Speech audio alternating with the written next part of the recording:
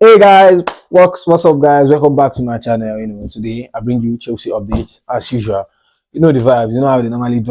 So let's get straight into the news one time. And please, I know I'm not meant to be doing this at the beginning of the video, but please, I'm begging you all. The analytics says that 80% of you gonna watch this video don't subscribe. So I don't have to say much. You know what to do. Subscribe. We're planning to get to 100 subscribers. So show some love. So let's get straight to it. Chelsea and marc, the Barcelona striker, are moving to final stage with clear plan, triggering the 6 million release clause. I think I've said that this is a good business. It's actually low risk. He's very young, 18 years. He's a player that can actually he has a lot of potential.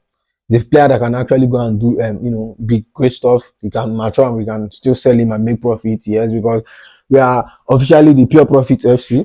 Chelsea is run like a business organization now. But he's a player that if he works out, he works out. If he doesn't, he doesn't. You get me? So no much risk. He's still quite young. He can still develop, and I think he has played for Barcelona 1 or 2 times, and I think he has scored goals for the first team. And he wants to move to Chelsea, and he's not going to Strasbourg. I reported yesterday that Chelsea are knowing whether a possibility of him moving from Barcelona to Strasbourg on loan, then returning to Chelsea later. But no, he's coming straight in to Chelsea. You get me? I think a done deal. For the past few days, Chelsea have been getting shit done since we left the race to sign Michael Olise. But I think if we have likes of marc in our squad, there's no need for us getting getting in much strikers again. And I think Chelsea have come to a conclusion that Chelsea have come to a conclusion that we won't be going for a striker. So Chelsea said that Chelsea are targeting, the Chelsea board said that they are targeting 1 or 2 attacking players rather than committing to a central striker. Enzo Maresca prefers to play with 1 central forward, and there are others already in the squad who can also lead the line, such as Nkunku. I've been saying this. If we can't get a top striker like OSIHMEN, I don't see us getting another average striker in. Honestly, it doesn't make sense. We have OSIHMEN. That's what Fofana can be a very good backup option for Nicholas Jackson. Nkunku can equally play in the number 9 role. So I think we are not really, we don't really need to get him much of a striker like that. But I don't know. But with this report, I think it's said that the John Duran deal is actually dead. I don't see it happening anymore. I don't think it's possible. I don't think Chelsea will be moving in for John Duran again. Honestly, normally I would have come here and criticized Chelsea and said, no, they don't know what they are doing. They are confused. They are going back and forth and stuff like that. But if you have come to check it, I think it's very good that they are making some moves and checking their steps and trying not to, do some mistakes. I think them not going for a striker this summer doesn't necessarily mean that they won't be going for a striker next summer. I think maybe OSIHMEN's deal, maybe no one goes for OSIHMEN and OSIHMEN extends. Maybe he goes for a lesser money the next summer, or he goes on a free. You get, maybe, I'm just saying maybe, or because Šeško, I think Šeško is still a possibility, but not this summer. Maybe the next one. You get, because he has a gentleman agreement with Leipzig that if he decides to leave 2025, 2026, the club is not going to hold him back. They're not going to make the deal a difficult one. So I think they are still looking at knowing whether they can still move in Šeško for next summer. You get, but Šeško is equally dead. It's equally a dead deal. It's not going to equally happen this summer. And that brings me to a deal which I've been clamoring for it to happen, and which I don't equally think is going to happen, which is in the case of Victor OSIHMEN. Now, report says that Napoli are now willing to consider offers of about 100 million euros for OSIHMEN, and that is much lower than his release clause. Yeah, reports has it that OSIHMEN has around 150 to 130 million in his release clause, and Napoli thought OSIHMEN came eighth in the Ballon d'Or last year, and Napoli thought Chelsea was going to break the bank, and a lot of clubs like PSG are going to rush and pay the ridiculous amount they are asking. But that's not the case, because nobody look OSIHMEN way with the amount of money we then put for that guy ahead. No one is looking at him. I think they're asking for I don't say ridiculous. It's ridiculous actually. Is OSIHMEN 100 million striker? Yeah, but is he 150 million? I doubt. Given that he has injury problems. I don't know. Yeah, should I say? I'm not saying he's injury prone, but like he always goes off and on each season. Every season, I think he always suffers an injury. Yet, but this is a deal I wished it can happen, or it was going to happen, but that's not the case. Chelsea is never going to sign Victor OSIHMEN. So still on the striker matters, Garassi, the Stuttgart striker, another deal I've been clamoring that is going to happen. And I think at this junction, it's never gonna happen.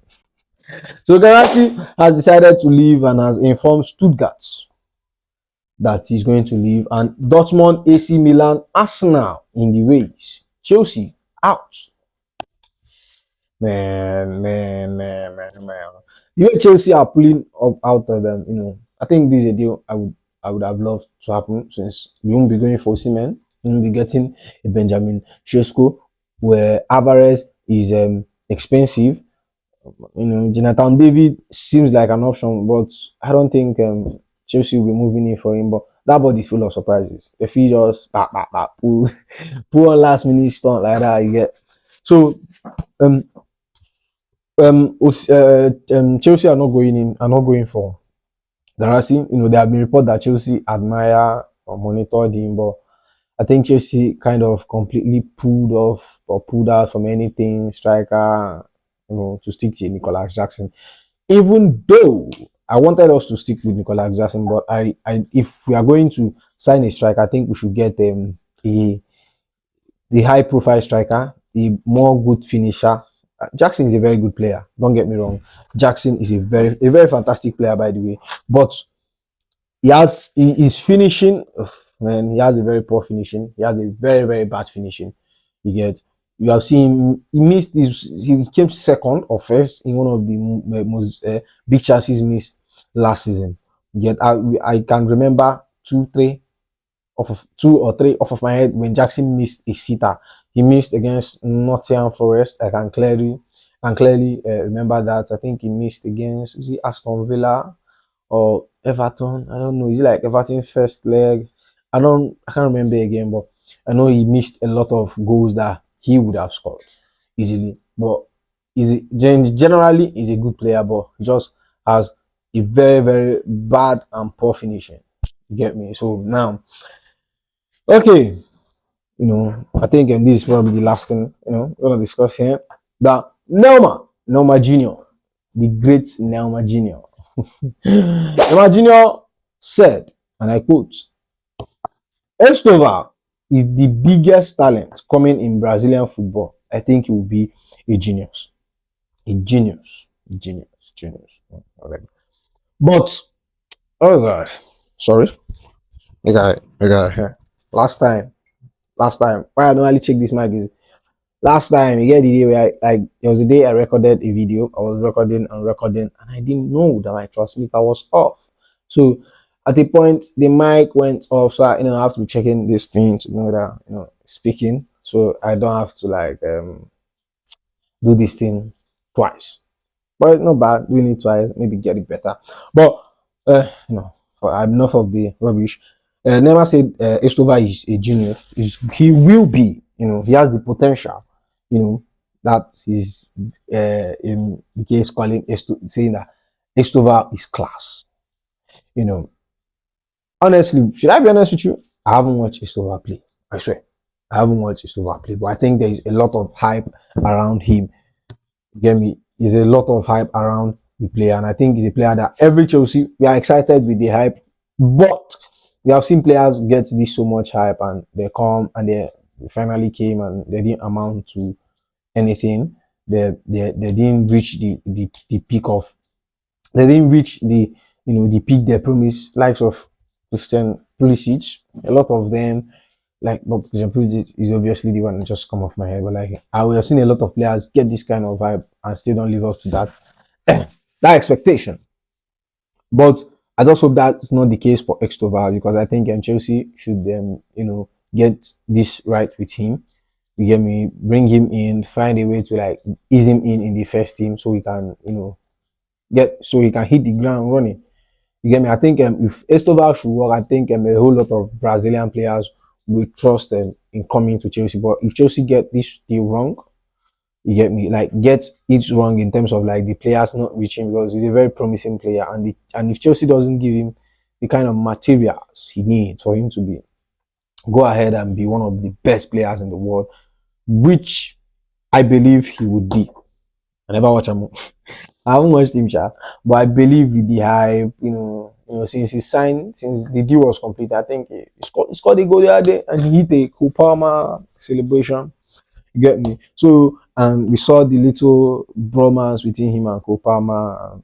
And Kopama posted him on his IG story and like soon coming. Well, you know, and the good part is that looking from someone at a NEYMAR genius level, calling Esteva a genius, basically saying that Esteva is class. I think that tells you a lot about the player. You get me? So I don't know. Do you agree with what Neymar said?